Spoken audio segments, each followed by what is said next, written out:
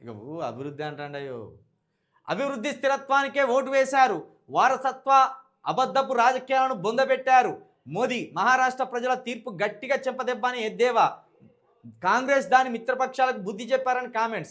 సరే మహారాష్ట్రలో కాంగ్రెస్కు మహారాష్ట్ర ప్రజలు బుద్ధి చెప్పినట్టు, మరి జార్ఖండ్లో మీకు చెప్పింది ఏంటిది? జార్ఖండ్లో మీకు బుద్ధి చెప్పినట్టే కదా.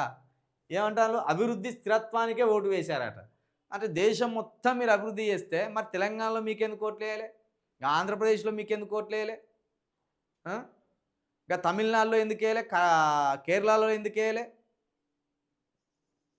అభివృద్ధి అంటే ఏంటిది? 60 రూపాయల దగ్గర ఉన్న పెట్రోల్ని తీసుకుపోయి 110 రూపాయల అక్కడ పెట్టడమే అభివృద్ధి.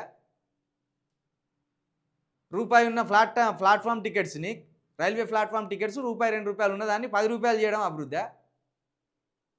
10 సంవత్సరాలల్లా, ఇప్పుడు 11వ సంవత్సరం మీరు ప్రధానమంత్రి అయ్యి, ఈ 11 సంవత్సరాలల్లా ఏ ప్రైవేట్ జాబరు జీతం అన్నా పెరిగిందా? గవర్నమెంట్ జీతాలు అయితే పెరుగుతాయి, అది వేరు. వ్యక్తిగతంగా ప్రైవేటు జాబర్ల జీతాలు ఏమన్నా పెరిగినాయా? వస్తూత్పత్తి దేశంలో ఏమన్నా పెరిగిందా? కొత్తగా భారతదేశంలో ఏదైనా సృష్టించినవా? సంపదను కొత్తగా ఏమైనా సృష్టించినవా? కొత్త కొత్త వంగడాలు ఏమైనా సృష్టించినవా? కొత్తగా ఏమైనా కనిపెట్టినవా?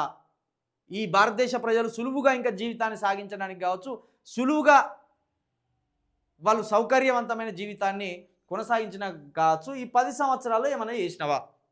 డీజిల్ రేట్లు పెరిగే, పెట్రోల్ రేట్లు పెరిగే, రవాణా ఛార్జీలు పెరిగే, విమాన ఛార్జీలు అంటే అవి కోటీశ్వర్లకు సంబంధించినవి కావచ్చు, అవి పెరిగిన పెద్ద మాకు లేదు. బియ్యం రేటు పెరిగే, ఉప్పు రేటు పెరిగే, పప్పు రేటు పెరిగే, మంచి నూనె రేటు పెరిగే. మరి అభివృద్ధి ఏందో అర్థమైతే లేదు. మోడీ గారు చెప్పే అభివృద్ధి ఏందో అర్థమైతే లేదు.